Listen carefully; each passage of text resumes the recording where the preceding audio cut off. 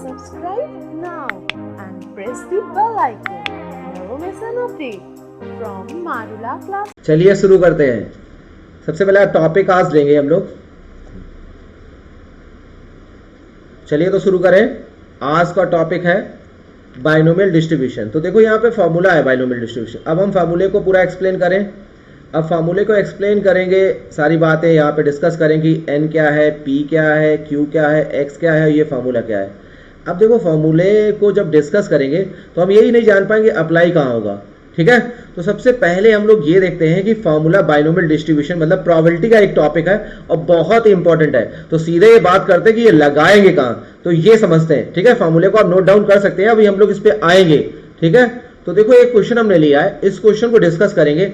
इस क्वेश्चन के सहारे हम प्रोबेबिलिटी में ये देख पाएंगे। सबसे पहली बात होती है कि प्रोबेबिलिटी, और फिर प्रोबेबिलिटी में सारे क्वेश्चन मिक्स आएंगे तो हम ये जान कैसे पाएंगे कि प्रोबेबिलिटी में बाइनोमियल डिस्ट्रीब्यूशन लग रहा है। तो देखो यहाँ पर एक क्वेश्चन बहुत ही आराम से हम पढ़ रहे हैं, ठीक है। अब देखो इस क्वेश्चन से कैसे जानेंगे, सबसे पहली बात कि बाइनोमियल डिस्ट्रीब्यूशन लग रहा है। देखो यहाँ पे दिया गया 10 coins are tossed, 10 coin are tossed, what is the probability exactly 5 heads appears। अब देखो सबसे पहले इनिशियल लेवल देखो कि 1 अगर बोलता वो 1 coin is tossed, ठीक है। अगर बोलता 1 coin is tossed और probability that head appears, तो देखो हेड आए, तो देखो एक तो ये है कि हेड ना आए, पहली बात तो ये बन सकती है हेड ना आए, ठीक है, और हेड आ जाए, ठीक है, ओके। अब हेड आने की प्रोबेबिलिटी कितनी होती है 1/2। अब हेड नहीं आएगा तो टेल आएगा तब भी 1/2 होगा।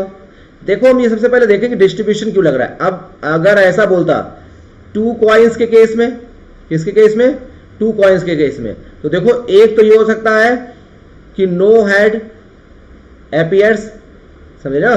तो बाइनोमियल डिस्ट्रीब्यूशन क्यों हो रहा है, नो हेड एपियर्स दोनों कॉइन पर। अब 1 हेड एपियर्स ये हो सकता है, ठीक। और केस क्या बन सकता है 2 हेड एपियर्स, ठीक है।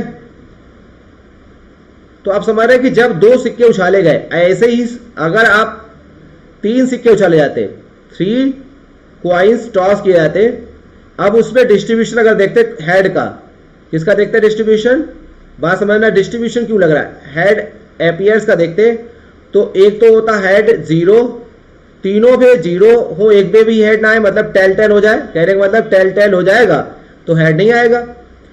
टेल हेड कितना आ सकता है 1, हेड कितना आ सकता है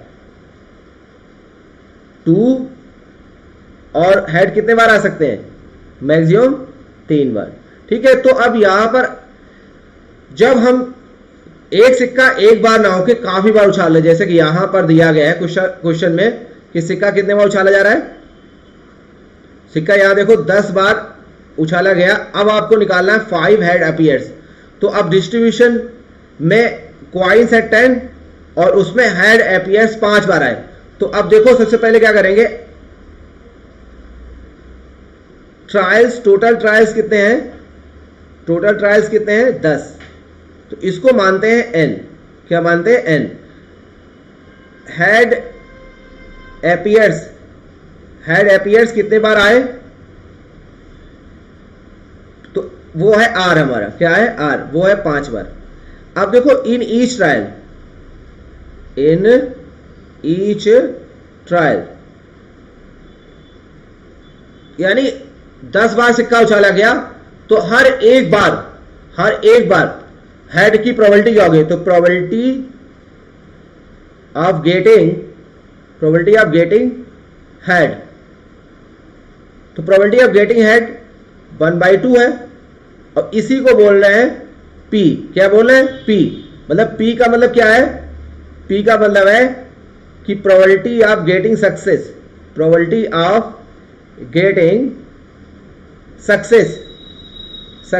इन ईच ट्रायल, ठीक है, इन ईच ट्रायल। और Q क्या है, हेड ना आए यानी 1 माइनस पी, यानी 1 माइनस 1/2, तो 1/2 आ गया। तो Q है probability of failure, probability of failure मतलब वो चीज ना हो इन ईच ट्रायल, इन ईच ट्रायल, ठीक है, हर एक ट्रायल में। तो अब देखो हम लोग क्या देख रहे हैं कि x is a random variable, क्या मान लेते हैं, अगर देखो फॉर्मूले पर ही जा रहे हैं हम लोग, x क्या मान लेते हैं, अगर x मान ले रैंडम वेरिएबल, ठीक है, तो probability of x equal to r, मतलब प्रोबेबिलिटी ऑफ, जैसे यहां पर x रैंडम वेरिएबल कितने बार हेड आए, 5 बार हेड आए, कितने बार हेड आए, 5 बार आए, तो 5 बार हेड आए, तो यहां पर probability of x equal to 5 हो जाएगा, यानी जो r है वो गेटिंग सक्सेस आउट ऑफ, तो आउट ऑफ n, तो n में से r बार हो, तो n में से r बार हो तो NCR, टोटल हमारी n है, उनमें से r बार सक्सेस मिले। अब सक्सेस की प्रोबेबिलिटी कितनी है, p, अब हर एक केस में उसकी पावर क्या जाएगी, r, क्या जाएगी, r, और प्रोबेबिलिटी ऑफ फेल्योर क्या है, अगर सक्सेस है तो फेल्योर भी होगी, उसकी पावर है q। अब देखो टोटल हमारे n है ट्रायल्स, कितने हैं, n, तो r बार हमें क्या मिली, सक्सेस, क्या मिली, सक्सेस, तो रिमेनिंग क्या होंगे, रिमेनिंग जो होंगे, रिमेनिंग केस में रिमेनिंग बचे हुए कितने, n में से r निकल गए, तो ये है फेल्योर, तो ये सक्सेस का मतलब है s, और उसकी probability of s in each case है p, और प्रोबेबिलिटी यह है फेल्योर f, तो प्रोबेबिलिटी ऑफ f क्या है, मतलब फेल्योर की प्रोबेबिलिटी कितनी है, q, ठीक है, तो इसकी पावर क्या जाएगी, n माइनस r, और p की पावर क्या जाएगी, r, ठीक है, तो q की पावर n माइनस r, तो हमें यहाँ probability of x equal to 5, यानी कि देखो क्वेश्चन क्या था कि 10 बार अगर सिक्का उछाला गया है तो उसमें से 5 बार हेड आए, क्या है, 5 बार हेड आए, तो हमें काम कितने बार किया गया है, 10 बार, तो मतलब क्वाइन जो है 10 टाइम्स हमें क्या किया गया है, टॉस किया गया है, पता समझ रहे ना, 1 2 3 4 5 6 7 8 9 10, अब इनमें से कहीं पर भी, इनमें से कहीं पर भी हमें 5 बार क्या चाहिए, मतलब वो हो सकता है कि पहली बार आए, हो सकता है कि दूसरी बार यहां पर आ जाए हेड, मतलब ये हेड आ जाए, यहां हेड आ जाए, ठीक है, तीसरी बार यहां हेड आ जाए, चौथी बार यहां पर हेड आ जाए, और 5वीं बार हेड यहां आ जाए, वो रैंडमली इन 10 में से कहीं पर भी हेड आ जाए, ठीक है, ये डजंट मैटर, वो ये नहीं कह रहा है कि हमारा लगातार आना चाहिए, रैंडमली कहीं आए, मगर गिनती उनमें से कितने बार होनी चाहिए, 5 बार, ठीक है, समझ रहे ना। अब यहां पर हेड आने की प्रोबेबिलिटी तो p होगी, सक्सेस वो 1/2 से होगी, और यहां पर भी आने की कितनी होगी, 1/2 ही होगी। अगर यहां आ रहा है तो क्योंकि हर एक केस में हेड एंड ट्रेल बन रहा है, तो अब probability of x equal to 5 का मतलब टोटल 10 बार हुआ था, उनमें से 5 बार क्या है, हमें सक्सेस चाहिए, सक्सेस की प्रोबेबिलिटी कितनी है, 1/2, और कितने बार चाहिए, 5 बार, तो ये 5 बार गया, और probability of failure 1 minus P that is 1/2, अब 10 में से 5 बार तो सक्सेस हो गया, तो 10 में से बचे हुए 5 बार क्या हुआ, वो हो गया फेल्योर। तो ये हो गया 10 बार अगर सिक्का उछाला जाता है, कितना उछाला जाता है, 10 बार, तो उनमें से 5 बार हेड आने की प्रोबेबिलिटी क्या होगी। अब इसको आप एक बार सॉल्व कर लीजिए, यही आपका आंसर हो जाएगा, ठीक है, इसी को फॉर्मूले से समझते हैं। तो यहां पर अगर आंसर आपको देखना है तो आप ट्राई करेंगे, तो आपका आंसर जो आएगा फर्स्ट का डी आ जाएगा, नन, ठीक है, आप इसको ट्राई कर लीजिए। अब यहां देखो क्या बोला गया, अब इसको ध्यान से समझिए, उसने बोला अगर आपको फॉर्मूला समझना है तो एक बार ध्यान समझिए, देखिए यहां पे दिख रहा होगा कि बाइनोमियल डिस्ट्रीब्यूशन मॉडल का मतलब क्या है कि n जो है नंबर ऑफ ट्रायल्स हैं, जैसा कि हमने बताया था कि 10 बार सिक्का उछाला जा रहा, उसमें से probability of success in each trial, मतलब 10 बार करा जाएगा तो हर एक बार में जो चीज हमें चाहिए उसकी सक्सेस की प्रोबेबिलिटी क्या है, और जो चाहिए उसके अलावा भी कुछ आएगा, यानी सक्सेस और फेल्योर। तो यहां बाइनोमियल क्यों बोला जा रहा है? देखो बाइनोमियल क्यों जा रहा है, बोला कि दो पहलू हैं। यहां पे क्या है कि टोटल ट्रायल्स कितने थे हमारे पास, टोटल n है, उनमें से इन ईच जो है ट्रायल्स, हर एक ट्रायल में, ठीक है, सक्सेस और फेल्योर।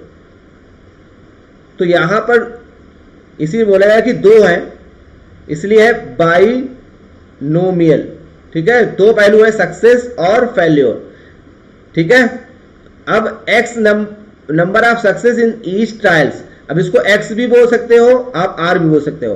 तो probability of x equals to k, मतलब रैंडम वेरिएबल जो है x, वो ये कह रहा है कि जब n बार ट्रायल उछाले जाए उनमें से k बार हमें सक्सेस मिले।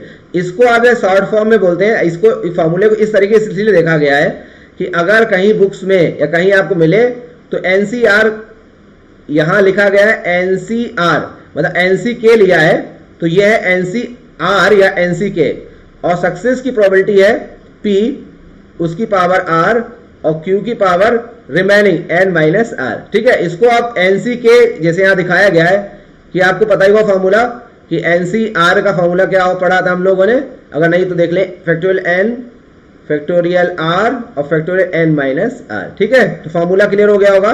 आगे नेक्स्ट क्वेश्चन और देखते हैं जिससे कि आपको और क्लियर होगा।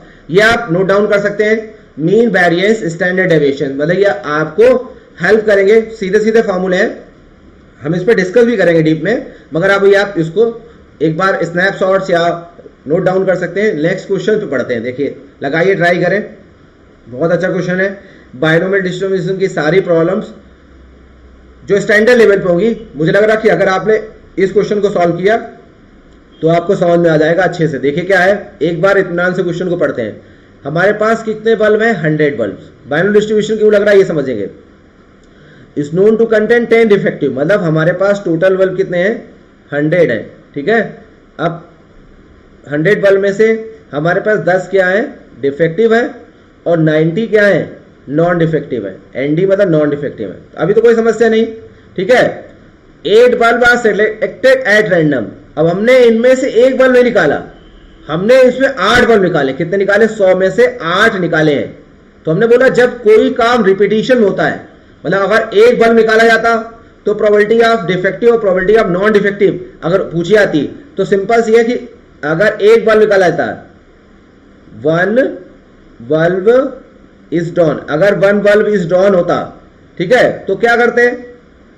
एक बल्ब निकालना होता तो प्रोबेबिलिटी ऑफ डिफेक्टिव, तो टोटल हमारे पास 100 है और उसमें डिफेक्टिव 10 है, तो 1/10 आ गया।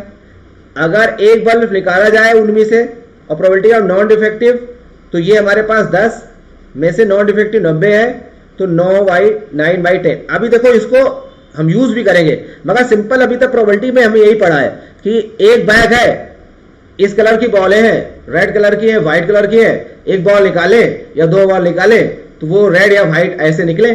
तो यहां पर अगर क्या हो रहा है कि 100 में से 8 बल्ब निकाले जा रहे हैं, ठीक है। What is the probability? There is 3 defective and 5 non defective. तो देखो अब हम क्या कर सकते हैं, एक्स जो है, इसको प्रॉब्लम को 2 बार लिख सकते हैं कि एक्स जो है एक रैंडम वेरिएबल है, उसको हम किसके लिए काउंट कर रहे हैं? रैंडम वेरिएबल, मतलब ये फंक्शन बनाया है। अब अगर हम इसको मान लेते हैं कि ये काउंट कर रहा है नंबर ऑफ डिफेक्टिव बल्ब। बात समझो, देखो अगर नंबर ऑफ डिफेक्टिव बल्ब कर दिया जाए तो अगर हम probability of x equal to 3 कर देते हैं तो इसका मतलब है कि 8 बल्ब हैं। कितने बल्ब हैं? टोटल बल्ब हमारे पास कितने? 100 हैं, नहीं 8 बल्ब हैं, 8 निकाले जा रहे हैं ना।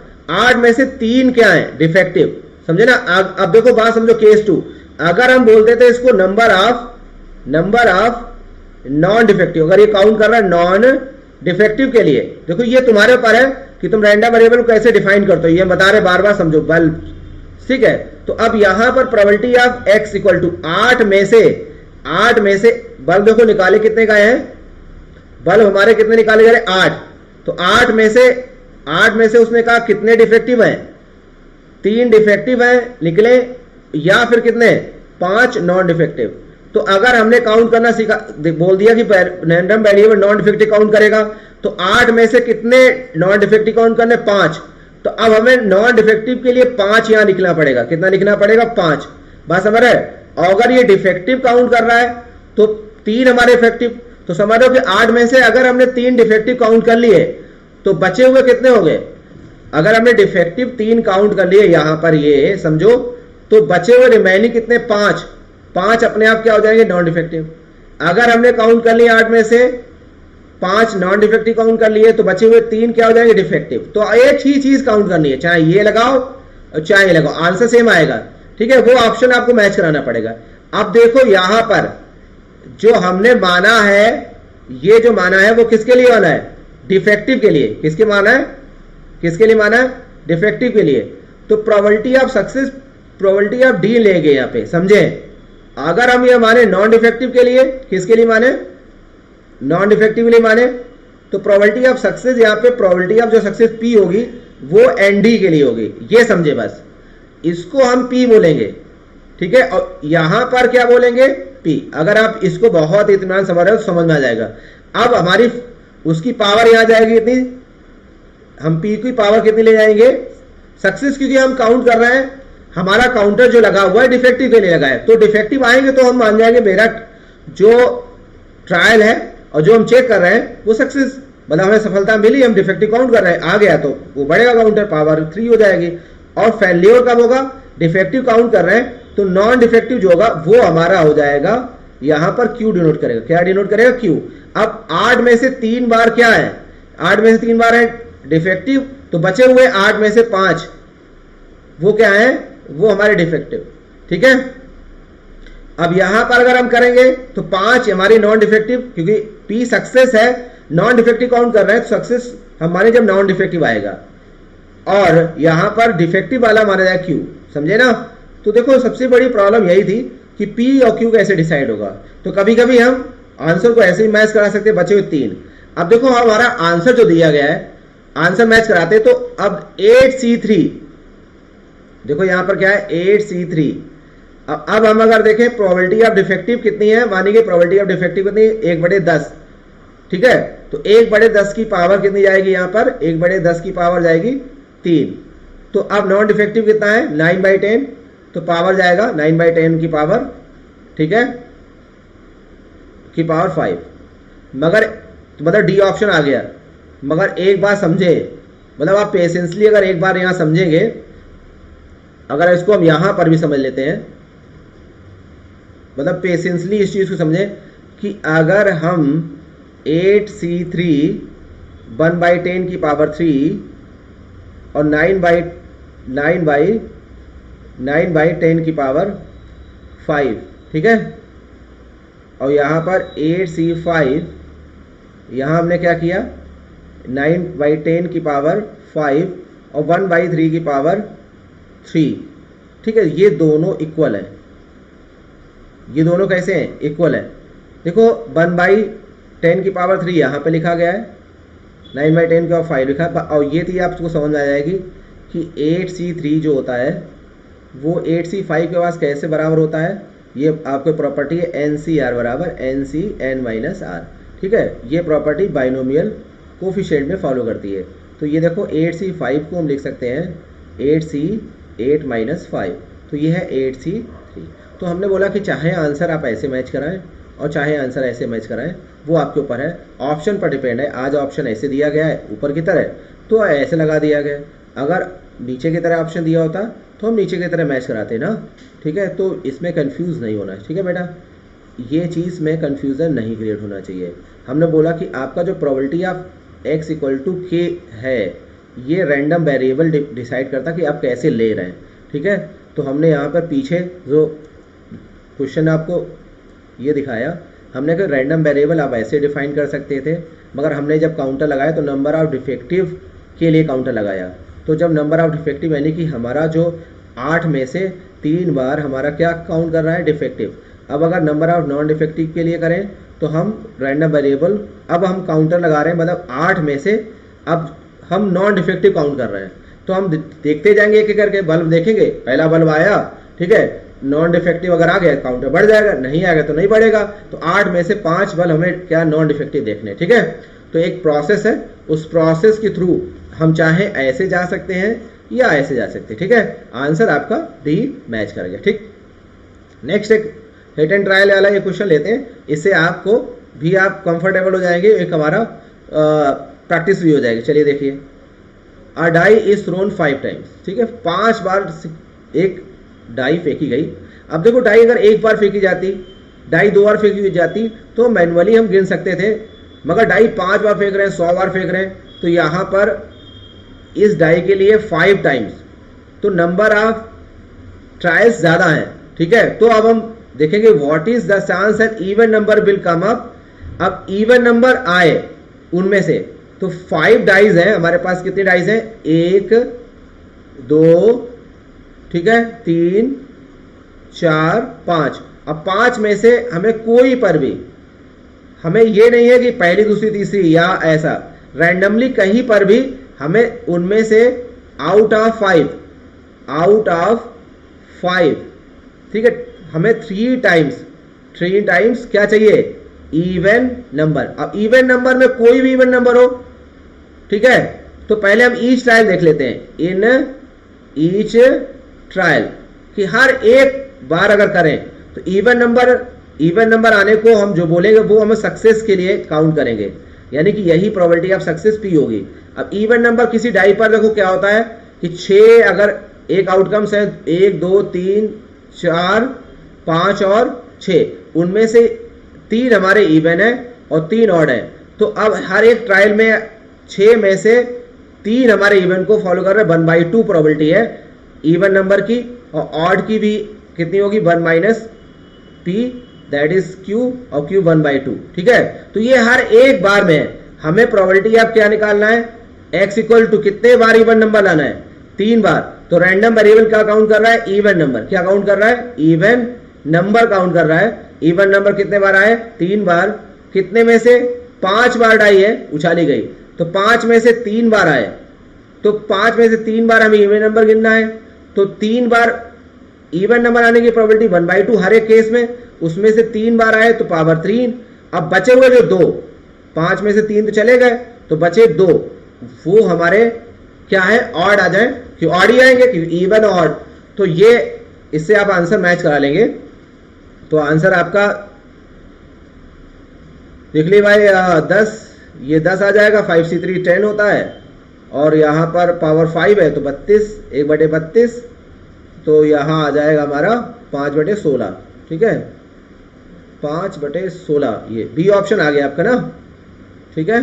तो आप इससे मुझे लग रहा है कि अभी तक आप पेशेंसली अगर इस चीज़ को फॉलो कर रहे होंगे तो आपको टॉपिक क्लियर हो गया होगा और कॉन्सेप्ट बहुत अच्छे से क्लियर हुआ होगा।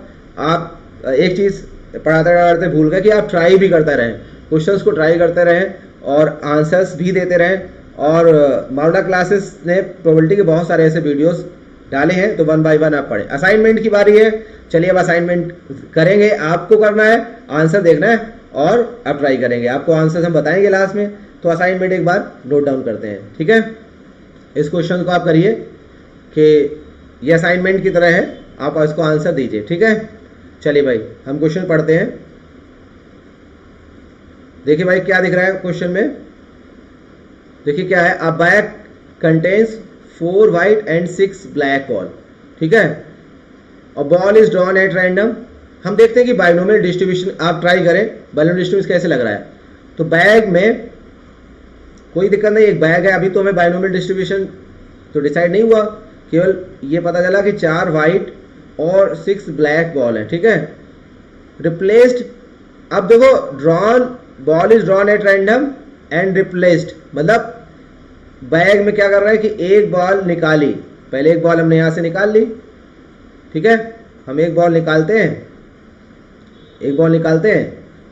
और निकालने के बाद जब यहां से निकाली फिर वापस फिर से रख दी, ठीक है। तो अब बॉल हमारे पास यहां कितनी थी, 10 थी। तो एक बॉल ड्रॉ करने के बाद फिर से रिप्लेस करने पर स्टिल 10 बचेंगी बॉल। बात समझ रहे कि नहीं, निकाली और फिर रख दी तो 10 ही बचेंगी। And again a ball is drawn, फिर अगेन बॉल इज ड्रॉन, मतलब फिर से बॉल निकाली। दिस इज रिपीटेड 4 टाइम्स, मतलब ये 4 बार हमने क्या किया, बॉल निकालते हैं और बॉल फिर वापस रख देते हैं और बॉल निकालते हैं। एग्जैक्टली क्यों ऐसा कर रहे हैं, निकालने के बाद रख रहे हैं, निकालने के बाद रख रहे हैं, वो आगे बताएगा। देखो अब उसने बोला कि व्हाट इज द प्रोबेबिलिटी, आगे क्या बोला है, देखो what is the probability that 3 black and 1 white ball will be drawn in 4 trials. अब देखो हमने कितने बार ट्रायल लिया था, ट्रायल्स कितने बार लिया था, आप ट्राई करते रहे, 1 बार, 2 बार, 3 बार और 4 बार। अब जब भी हम निकालते होंगे हर ट्रायल्स में, जब भी हम निकालते होंगे तो कलर तो जरूर हम सीन कर लेते होंगे, ठीक है। कलर तो उसका कलर तो सीन कर ही लेते होंगे, नोट डाउन हम कर लेते होंगे, हमें पता जाता हो किस कलर की बॉल है, ठीक है। तो हर बार तो हमें इनमें से बॉल हमारे पास ब्लैक और व्हाइट ही है, तो उसने बोला 4 में से कहीं पर भी 3 ब्लैक बॉल आए, 3 बार ब्लैक आए और 1 बार ये ब्लैक बॉल आ जाए और 1 बार क्या आए, हमारी व्हाइट बॉल आए, ठीक है। क्या है, व्हाइट बॉल आए। तो वही अब रैंडम वेरिएबल हमें बनाना है। रैंडम वेरिएबल के लिए क्या कर सकते हैं हम, रैंडम वेरिएबल एक काउंट है, काउंट ब्लैक बॉल, या तो ब्लैक बॉल काउंट करें या काउंट क्या करें, और अगर आप चाहो तो काउंटर किसके लिए काउंट करवा दो, व्हाइट बॉल के लिए, कि आप बार बार निकालते हैं और काउंटर बढ़ता जाएगा अगर व्हाइट बॉल आएगा, ठीक है। तो अब चाहे probability of x equals to, अगर आपने पहले केस में गए तो क्या होगा, हमें काउंटर ब्लैक बॉल के लिए बढ़ाना है। तो हम कितने बार ब्लैक बॉल का काउंटर बढ़े, 3 बार। अब कितने में से, 4 में से 3 बार। अब ब्लैक बॉल आने की प्रोबेबिलिटी, तो ब्लैक बॉल आने की प्रोबेबिलिटी कितनी होगी, वो आप यहां रख दीजिए, और 3 बार ब्लैक बॉल आए। और अब व्हाइट बॉल की, तो व्हाइट बॉल की प्रोबेबिलिटी आपको यहां रखनी है, ठीक है। और उसकी पावर कितनी हो जाएगी, 1 हो जाएगी। अगर आपने सेकेंड केस फॉलो किया, प्रोबेबिलिटी ऑफ काउंटर व्हाइट के लिए है, तो व्हाइट हमें 4 में से कितने बार निकालनी है, 1 ही बार निकालनी है। तो probability of x equals to कितना, 1। अब 4 में से 1 बार ही हमें काउंटर, 4 में से 1 बार ही व्हाइट बॉल निकले, ठीक है। तो हम काउंट करते जा रहे हैं, और व्हाइट बॉल कितने बार निकले, 1 बार। तो अब हर एक केस में, तो अब यहां पर जो ये सक्सेस था, P थी, क्या थी, P थी, और ये क्या थी, Q, क्योंकि हम काउंटर किसके लिए था, ये ब्लैक, ये किसके लिए था, यहां पर ये था हमारा ब्लैक बॉल के लिए, किसके लिए था, ब्लैक बॉल के लिए। अब हम किसके लिए, व्हाइट बॉल के लिए। तो यहां पे लिखेंगे probability of getting white ball in each trial, हर एक ट्रायल में, मतलब हर बार। और उसकी पावर कितनी आएगी, 1। और यहां पर क्या आएगा, probability of black ball in each trial, ठीक है। अब एक बार अगर व्हाइट बॉल आई है तो बची हुई 3 बॉल, ठीक। अब बैग में आगे असाइनमेंट का ये क्वेश्चन आप ट्राई करें कि 10 coins are tossed, what is the probability that exactly 5 head appears, ठीक है, करिए। तो अब यहां पर देखें, आप नोट डाउन कर सकते हैं, ठीक, ये नोट डाउन करिए, ठीक है।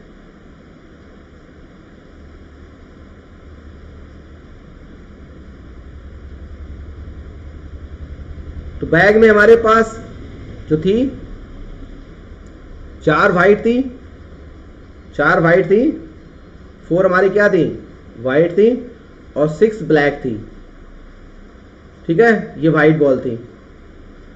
अब इन ईच ट्रायल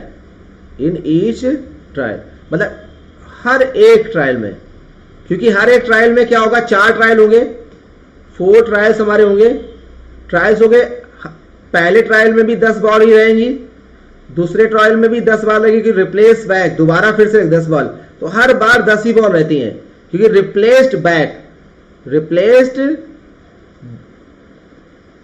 बैक का मतलब क्या है कि हर बार बॉल निकाल लेने के बाद वापस बैग में रख देते हैं ना, रख देते हैं।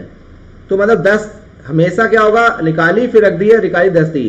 तो अब probability of white ball in each trial, मतलब हर बार में चाहे पहला और दूसरा, क्योंकि बॉल तो हमारे पास हमेशा 10 रहेंगी, उसमें से टोटल हमारे 10 है और उनमें से वाइट कितनी है, 4 है, तो हमारी कितनी आएगी प्रोबेबिलिटी 2/5। और प्रोबेबिलिटी ऑफ ब्लैक बॉल, तो ब्लैक बॉल के लिए हमारे पास बॉल है दैट और उसमें 10 ब्लैक है, तो 3/5, ठीक है। तो अब ये 3/5 आ गया और वो आ गया 2/5। अब आपको काउंटर पर डिसाइड करता है, मतलब ये रैंडम वेरिएबल का डिसाइड करेगा कि आप कैसे निकालना चाहते हैं। अगर probability of x equal to ये व्हाइट के लिए डिनोट कर दिया, तो व्हाइट हमारे पास जो भी नंबर और probability of x equal to अगर आपने ब्लैक कर दिया तो ब्लैक के लिए, तो ये क्या है ब्लैक बॉल के लिए।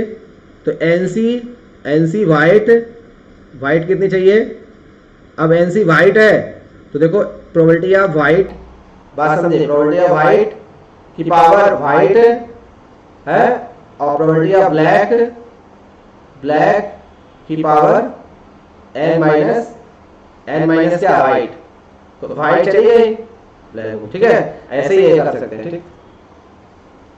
तो देखो हम लोग क्या करेंगे, x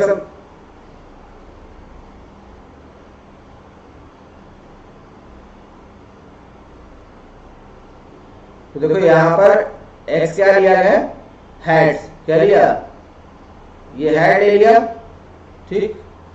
तो हेड के लिए तो x इक्वल टू जो नंबर ऑफ हेड्स है, नंबर ऑफ हेड्स, ठीक।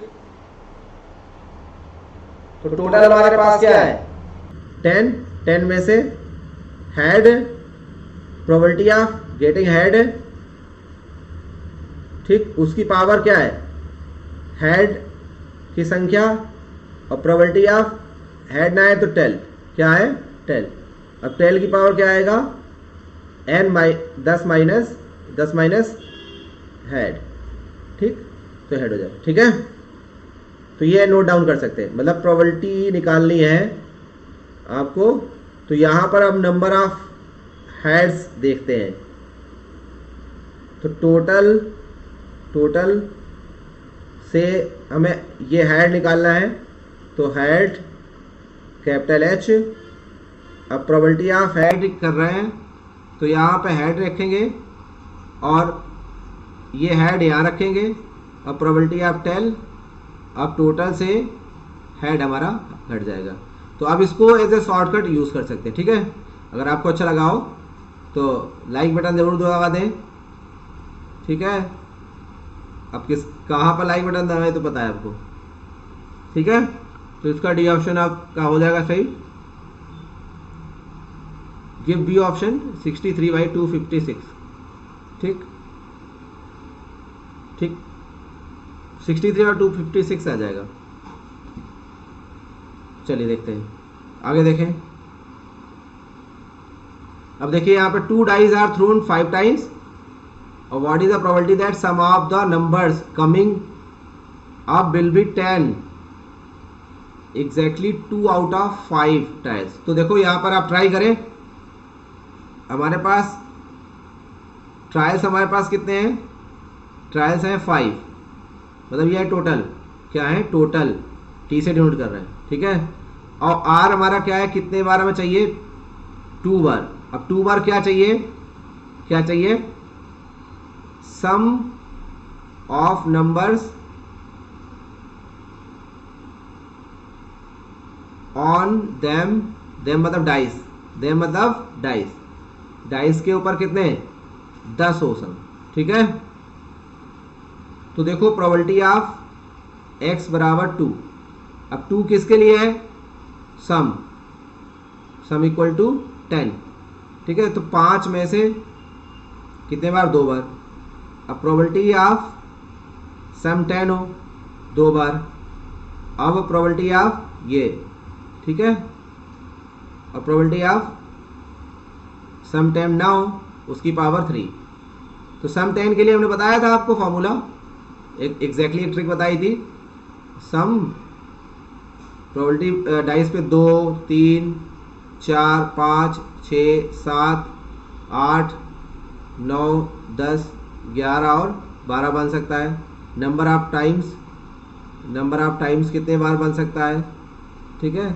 तो नंबर ऑफ टाइम्स कितने बार बन सकता है ये देख सकते हैं। तो ये 1 बार बनता है, ये 2 बार, ठीक है, ये 3 बार, ये 4 बार, ये 5, ये 6, फिर घटेगा 5, फिर 4, फिर 3, 2, 1। तो 10 कितने बार बन रहा है? 3 बार। तो मतलब probability of getting 10 sum as a 10। तो 36 में से 3 बार कितना है? 10 बनेगा। 36 बार मतलब डाइस 2 डाइस 36 होगा, ये समझे। और प्रोबेबिलिटी ऑफ 10 ना बने, ठीक है, तो 36 में से कितने? 33 प्रोबेबिलिटी होगी ना, ठीक है। तो अब समझ रहे कि नहीं, ये बात समझे? ओके, इसको हाईलाइट कर देते हैं। आप असाइनमेंट्स ये आपको करना है भाई, ठीक। हाँ, ये आपका आंसर आप मैच करा लें। सेकेंड का है ऑप्शन, आपका मैच कर जाए, वो आपको दिख भी रहा है, ठीक। बहुत इजी हो गया सारी चीज़ें। चलिए, तो ये एक लास्ट क्वेश्चन हम लोग ले रहे हैं, ठीक। अब एटलीस्ट बोला गया, थोड़ा सा डिफरेंट क्वेश्चन है। उससे बोला कि देखो 5 expected ships 4 at least arrive safely airport. तो देखो 5 शिप्स हैं, कितने हैं? 5 शिप्स हैं। तो उसमें देखो क्या हो सकता है कि एक भी क्या है? एक भी शिप सेफली। तो यहाँ पर x रैंडम वेरिएबल हम गिन रहे हैं कि number of ships arrive safely, ठीक। तो हमारे क्या हो सकते हैं कि प्रोबेबिलिटी मतलब नंबर ऑफ शिप्स 0, एक भी अराइव सेफली ना आए। 1 हो सकते हैं, एक शिप सेफली अराइव हुआ। 2 हो सकते हैं, 3 हो सकते हैं, 4, 5 में से 4 सेफली अराइव हो और 5 सेफली अराइव हो। तो एक बात ध्यान रखिए, probability of x equals to 0, probability of x equals to 1 plus probability of x equals to 2, probability of x equals to 3, probability of x equals to 4 और probability of x equals to 5। Total probability जो होती है हमारी 5 ships के लिए यही हो सकता है, वो 1 होती है। मतलब इसको लिख सकते हैं प्रोबेबिलिटी ऑफ समेसन xi, ठीक है। और 1 to कितना? 1 to यहाँ 0 to कितना? 5, ठीक है। xi बराबर i बराबर 1, ठीक है। क्योंकि i जो चलेगा तो 0 फिर 1, ठीक है। और यहाँ i का वैल्यू असाइन करते रहेंगे, तो मतलब इसको आप ऐसे लिख सकते हैं, ठीक, समझे ना। तो टोटल प्रोबेबिलिटी 1 हो जाती है। अब यहाँ पर एटलीस्ट 4 का मतलब है कम से कम, एट लीस्ट 4 आउट ऑफ 5, समझे। तो 5 में से कम 4, तो मतलब कम से कम 4 तो इसका मतलब हो गया 4 या 5, समझे ना। क्योंकि एटलीस्ट 4 आउट ऑफ 5, तो हमें कम से कम 4, तो इसका मतलब है कि इसको ऐसे लिख सकते हैं। देखें, इसको ऐसे लिख सकते हैं, एटलीस्ट 4 का मतलब ऐसे लिख सकते हैं कि हमारे पास 2 केस हो गए कि probability of x equals to 4 या तो 4 या x इक्वल्स टू 5। तो अब या का मतलब है प्लस, तो probability of x equals to 4 plus probability of x equals to 5। इसको ऐसे भी नोट कर सकते हैं, प्रोबेबिलिटी ऑफ, देखो डिस्ट्रीब्यूशन कैसे लिखते हैं, x less than equal to 4 और ग्रेटर देन इक्वल टू 5, मतलब 4 या 5, ठीक है, समझ रहे ना। या ऐसे लिख सकते हैं probability of x greater than equal to 4। अब ग्रेटर देन इक्वल टू 4 का मतलब है 4, और ग्रेटर कहां तक जाएगा? x equal to 4 plus probability of x equal to 5। ठीक है, ऐसे भी नोट कर सकते हैं कि probability of x greater than equal to 4 जो है वो 1 minus probability of x less than equal to 3, 1 minus करके कर सकते। क्यों? क्योंकि हमारे पास देखो आप आंसर में ट्राई करते रहे, क्योंकि probability of x equal to 0 plus probability of x equal to 1 plus probability of x equal to 2। देखो इससे आपके काफी सारे फॉर्मूले बन जाएंगे, इसीलिए मैं यह कर रहा हूँ। ठीक है, बहुत डीप नहीं जा रहे हैं, मतलब आप उनके लिए ये बहुत हेल्प करेगा जो आगे क्वेश्चंस लगाएंगे। x इक्वल टू 5 बराबर 1 है, तो हमें ये निकालना है, ये वाला पोर्शन। ठीक है, तो ये वाला पूरा पोर्शन जो है हमारा, हमें अभी देखो ये वाला क्या होगा, ये वाला पोर्शन हमारा कहां हो जाएगा, इस साइड चला जाएगा, यहां पर ये। ठीक है, अब देखो इस वाले पोर्शन को क्या लिख सकते हैं, इस वाले पोर्शन को क्या लिख सकते हैं, ये क्या है, probability of x less than equal to 3। Less than equal to 3 का मतलब देखो 3 या 3 से कम, तो 2 1 और कम से कम कहां 0 तक जाएगा। और देखो ये वाला पोर्शन क्या है, ग्रेटर देन इक्वल टू 4। अब देखो ग्रेटर देन इक्वल टू 4 का मतलब क्या होता है, ग्रेटर देन इक्वल टू 4 तो या तो 4, अभी ग्रेटर कहां तक जाएगा, 5 ही तक जा रहा है, तो 5 तक। ठीक है, तो डिस्ट्रीब्यूशन में ऐसे फॉर्मूले भी आप लगा सकते हैं। तो यहां पर ऐसे यूज कर सकते हैं, ऐसे यूज कर सकते हैं, ऐसे। अब probability of x equal to 4 निकालना सीखा ही था हमने। ठीक है, probability of x equal to 4 निकालना सीखा है, तो probability of x equal to 4 निकालना तो आप कर लेंगे ना, क्योंकि probability of x equal to r 4 के लिए क्या होगा, कितने शिफ्ट, यहां पे क्या बोला गया, 5 शिफ्ट हैं टोटल, हमारे पास कितने शिफ्ट हैं 5, तो 5 में से कितने बार, 5 में से 4 बार, 4 शिफ्ट। अब पावर यहां 4 आएगी, पावर यहां 1 आएगी। अब हर बार में देखो यहां पे क्या दिया गया है कि सेफली 9/10 है, सेफली की कितनी है 9/10, तो हम काउंट कर रहे हैं कि 4 से सेफली पहुंचे, क्या पहुंचे, सेफ के लिए है, क्या पे है, ये सेफ के लिए काउंट कर रहे हैं कि 4 सिर्फ सेफ हो, तो प्रोबेबिलिटी ऑफ सेफ, यहाँ पे प्रोबेबिलिटी क्या आएगी, सेफ, उसको सक्सेस बोलेंगे, और प्रोबेबिलिटी ऑफ नॉट सेफ। ठीक है, बहुत अच्छे से आप समझ गए होंगे। तो 5C4 प्रोबेबिलिटी ऑफ सेफ यहाँ दी गई 9/10 की पावर 4, और ना सेफ पहुंचे तो 1/10 की पावर 1। ऐसी probability of x equal to 5 भी निकाल सकते हैं ना। तो मुझे लग रहा है कि आपको अब आ गया होगा, इसका आंसर आप नोट डाउन कर सकते हैं। थर्ड जो हमारा असाइनमेंट था, इसका आंसर ए है। अब आप मावला क्लासेस के इस वीडियो को खुद डिसाइड करिए कि कैसा लगा आपको और कैसा ये एफर्ट था। ऐसे ही 1 to 1 हम लोग सारे टॉपिक्स को अच्छे से करा रहे हैं। आप मावला क्लासेस के चैनल पर जाइए और आप उसको पढ़िए, ठीक है। रियल में आप देखेंगे तो आपको वहां पर समझ में आएगा बेसिक से। थैंक यू, इतने रखते हैं।